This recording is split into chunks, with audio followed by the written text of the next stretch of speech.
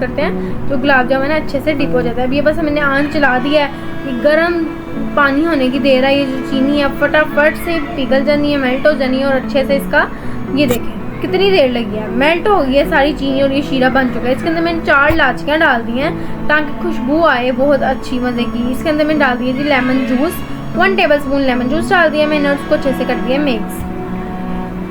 और ये हमारा शीरा तकरीबन तैयार है। हमने इसको थिक नहीं करना, मैं आपको पहले भी बताया है कि गुलाब जामुन में हम शीरे को थिक नहीं करते, नॉर्मल रखते हैं। ठीक हो गया, ये देखिए हमारा शीरा बस तैयार है। हमने इसको चम्मच मारते रहने साथ साथ, और मैंने फ्लेम ऑफ कर दिया। दोबारा एक और चम्मच मारते हैं। देखिए हमारा पानी टाइप ही है, हमने इसको थिक नहीं किया। ये नहीं, जिसको हम साइड पे कर लेते हैं।